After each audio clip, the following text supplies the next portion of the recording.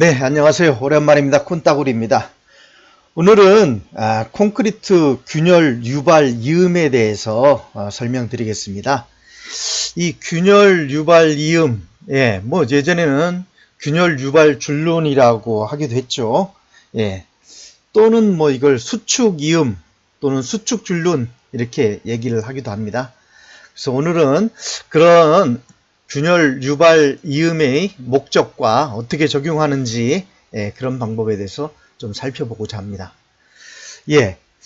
예전에 이렇게 균열 유발 줄론, 수축 줄론이라고 얘기도 했었는데요. 이런 균열 유발 이음이라는 것은 이렇게 철근을 끊는 것이 아니고요. 철근은 그대로 놔두고 콘크리트 단면적만 축소시키는 겁니다. 그러면 이 부분이 균열이 다른 곳보다 먼저 나겠죠. 그래서 균열을 유도한다.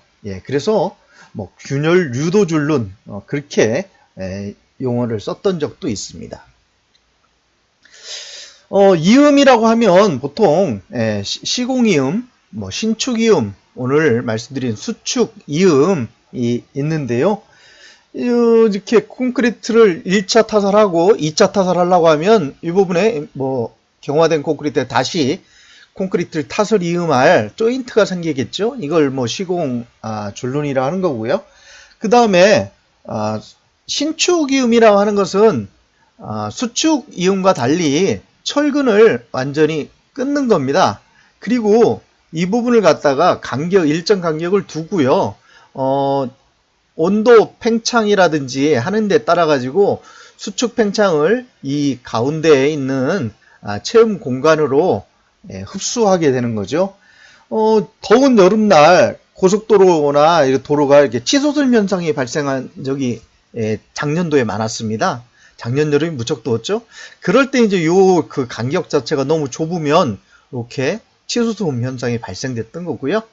오늘은 그런 목적이 아니고요. 일단은 콘크리트는 여러 이유 때문에 수축 팽창 할 때, 특히 이제 수축을 할 때 구속되는 부위가 생기잖아요. T형 옹벽 같으면 1차적으로 이제 베이스 콘크리트를 치고 2차 벽체를 쳤을 때 아래쪽에 1차 콘크리트가 2차 콘크리트 친 거를 구속하게 되잖아요. 그럴 때 이제 아래쪽부터 균열이 발생되죠. 그런데 이런 균열 부위가 불규칙하게 난다는데 좀 이유가 있습니다. 그런 불규칙한 균열을 이런 단면 저감을 시켜가지고 단면 이런 손실률을 크게 하면 아무래도 다른 곳보다 균열이 먼저 나니까 일로 균열이 유도가 되겠죠. 그리고 그 대신 다른 곳에 균열이 잘 안 날 겁니다. 그러면 나중에 한 번에 이 유도된 균열 줄론만 보수하겠다. 이런 의도를 가지고 수축 줄론을 사용하는 겁니다. 그런데 실제로 건설 현장에서 이렇게 하다 보면 그렇게 많이 유도가 안 된다. 이런 말 자체를 많이 듣는데요. 어떤 기준 자체로 해가지고 하면 최적으로 이것을 적용할 수 있는지에 대해서 좀 살펴보도록 하겠습니다. 콘크리트는 일단 재료로서 물하고 결합제인 시멘트를 많이 쓰죠. 그 다음에 자갈, 그 다음에 모래, 그 다음에 혼화재료 이렇게 하는데요. 물하고 시멘트가 만나면 일단 수화열을 내는 발열 반응입니다. 보통 1kg에 125kcal 정도의 열량을 내죠. 그런데 콘크리트 구조물을 시공을 해놓으면 온도에 따라 가지고 이렇게 팽창했다가 다시 양생되면서 온도가 내려가면서 다시 줄어들게 되죠. 그럴 때 이제 그 구속도를 가지면 균열이 오게 되죠. 보통 열에 대해서는 어떤 개수를 갖고 있냐면 열팽창 개수가 1 곱하기 10의 마이너스 5승 곱하기 델타 T, 그러니까 온도 변화의 양의 10의 마이너스 5승으로 그렇게 변화가 됩니다. 또 콘크리트는 기본적으로 물을 사용하죠. 수화 반응을 위해서 물을 사용하는데 시멘트랑 반응할 수 있는 양만 딱 넣어버리면 작업성이 없어요. 왜 그냥 펌프카로도 하고 뭐 어쨌든 타설을 해야 될 것인데 그런 작업성, 워커빌리티라고 하는 것이 안 되기 때문에 부가적으로 물을 더 넣게 됩니다.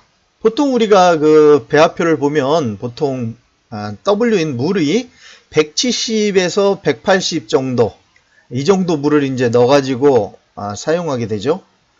그런데 이게 시멘트랑 만나는 물 말고 나머지는 계수나 자유수로서 있다가 결국 바깥으로 증발되게 됩니다. 우리는 그걸 이제 건조하고 양생 건조되면서 결국 물이 빠져나간 자리가 수축하게 되죠.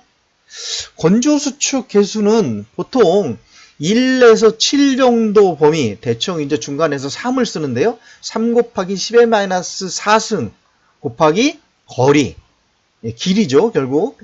그 정도의 보통 그 건조 수축 균열이 발생됩니다. 그러면 보통 1m당 약 한 0.3mm 정도 크랙의 개연성이 건조 수축 때문에 올 수도 있죠.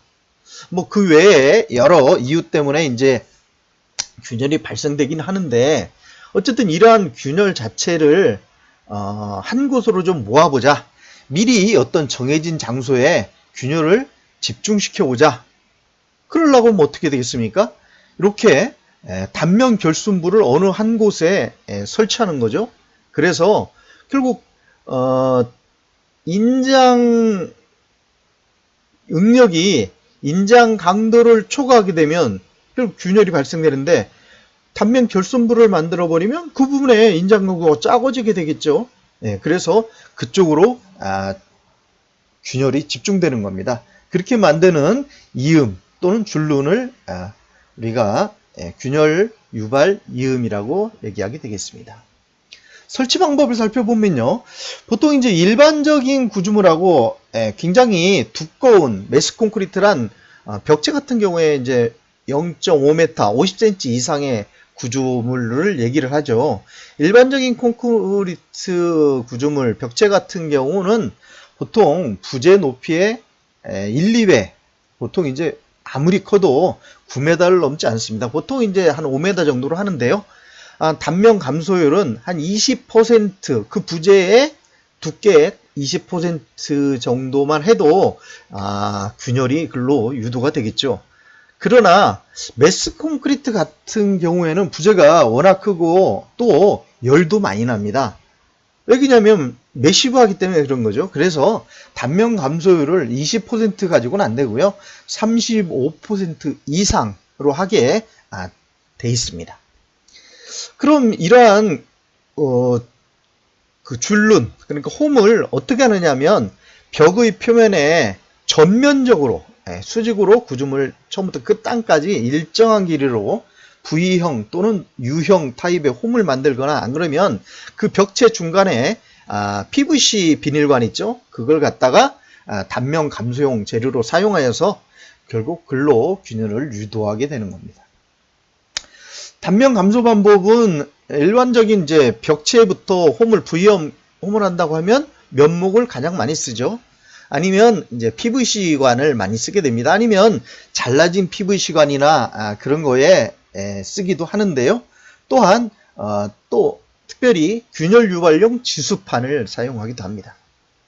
어쨌거나 이러한 단면 감소에서 균열이 유도되면 구조적으로 문제가 될 수 있는 부위가 되겠죠. 그러면 그 유발 줄눈 만드는 위치가 결국은 구조물의 강도나 구조물의 기능을 해치지 않도록 그 위치를 정해야 되고요. 또 그쪽으로 충분한 보수가 안 되면 어떻게 되겠어요? 여러 한자가 그 안으로 스며들겠죠. 물론 뭐 물도 스며들 수가 있고요. 뭐 수밀 구조가 아니라 하더라도 글로 여러 한자가 쉽게 부식돼서 철근을 부식시킬 수가 있으니까 특별히 보호를 한다면 뭐 액복시 도포를 그 부위에 특별히 붓칠로 해가지고 철근을 한다든지 하는 조치를 취해야 되겠고요. 수밀 구조물이다 그런다고 하면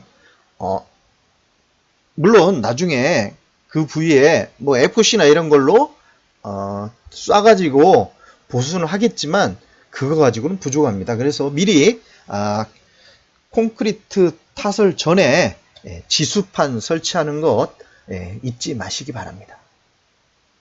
이게 이제 1차 콘크리트를 이렇게 치고 벽체를 친다고 하면 하부에 이 벽체가 건조 수축이 된다거나 안 그러면 열팽창으로 늘어났다 줄어들 때 이 하부에 1차 콘크리트 쳤던 것이 구속하고 있죠. 콘크리트의 구조물의 균열은 구속하고 관계됩니다. 구속이 없으면 자유단이라고 만약에 이 상부는 자유단이지 않습니까? 자유단은 늘었다 줄었다 늘었다 줄었다 한다고 해가지고 이게 균열로 오지 않아요. 그러나 하부는 늘었다 줄었다 늘었다 줄었다는 할 수가 없습니다. 물론 처음에 타설하고 아직 소성 상태일 때는 얘가 늘어나거나 할 수가 있겠지만 경화로 들어서면서 움직이려고 하면 아래쪽에서 붙잡고 있죠. 물론 하부가 이런 콘크리트가 아니라 안반 위에 벽체를 칠 경우에도 안반이 벽체를 타설한 것을 구속할 수가 있죠. 그래서 그럴 때 결국 이런 균열은 이 아래쪽으로부터 시작이 됩니다. 물론 이것이 많이 진행돼 가지고 이 상부까지 갈 수도 있겠습니다만은 이런 균열은 위에부터 시작되지 않고요. 반드시 아래쪽부터 시작됩니다. 위로부터 시작됐다면 다른 원인이 있을 겁니다. 자, 이렇게 면목이라든지 V컷 이런 걸로 할 수 있고요. 그 다음에 수밀 구조물에는 지수판 아까 말씀드렸죠. 그리고 이 단면 축소를 시킬 때 PVC 파이프 보통 이제 50mm짜리 많이 시중에 나와 있죠. 물론 뭐 30mm짜리 파이프나 35mm 이런 것도 되겠습니다만 염화 파이프, PVC 파이프로 단면을 축소시킵니다. 단 일로 해가지고 균열이 났다. 그러면 이 외부에 균열을 보수하겠지만 이 염화 파이프 내가 비어 있다고 하면 지속적으로 요 라인에는 결국은 인장 강도가 작아지겠죠. 그래서 이 부위에 무수촉 몰탈, 몰탈로 이 부위를 반드시 속 체험하셔야 됩니다. 어떤 분은 그냥 이 부위에 모래를 넣느냐 이렇게 얘기하는데 절대 모래가 아니고요. 경화를 시킬 수 있는 몰탈을 사용하게 되고요. 안 그러면은 이렇게 반절 파이프를 사용해도 되기는 됩니다. 결국은 이 양쪽으로 단면적 축소는 없지만 이 양쪽으로 인장 응력이 생긴다 그러면 찢어질 수 있는 부분이 되겠죠. 그리고 이 반절 파이프를 사용할 경우에는 반드시 이 표면, 양쪽 표면으로 박리제를 반드시 발려줘야 됩니다. 그런데 여기 지금 통으로 친 PVC 파이프보다는 이게 좀 균열 유도가 덜 되긴 합니다. 어쨌든 목적에 따라 가지고 선택을 할 수 있겠습니다. 그럼 이러한 균열이 어느 한쪽으로 유도가 됐다. 다른 곳에 전혀 균열이 발생한다고 이쪽으로만 유도된다면 가장 좋은 케이스겠지만 어쨌든 몇 개 일부 이쪽이 균열이 되고 대부분의 균열은 이쪽인 균열 유발 줄눈, 균열 유발 이음 쪽으로 유도가 돼서 이쪽이 크랙이 갔다 그러면 이쪽을 반드시 메워야 되죠. 이렇게 V컷이나 U컷으로 했다고 하면 이 부분도 반드시 몰탈로 수지 몰탈로 메워야 됩니다. 폴리 모르타르죠. 그걸로 메우게 하고요. 이 가운데에 PVC 파이프가 있다면 무수축 몰탈로 메우시면 되겠습니다. 정리를 한번 해봤는데요. 균열 유발부는 누수 및 설근의 부식 등이 일어날 가능성이 있습니다. 이쪽으로 이제 열화인자가 들어갈 수가 있다는 거죠. 그러니까 시공 전에 반드시 이에 대한 대책, 여기 같은 경우에 이제 PVC 지수판, 염화비닐 지수판을 세웠죠. 어쨌든 지수제를 사용하는 그런 부분에 했고요. 또 설치 이후에도 균열이 났다는 거는 여기에 반드시 에폭시를 쏜다든가 해가지고 고수를 해야 됩니다. 그리고 PVC관을 사용해서 단면 관수시킨 경우는 이 관속을 반드시 몰탈로 충전해서 메워야 된다는 것 다시 한번 말씀드리겠습니다. 오늘은 여기까지 하겠습니다.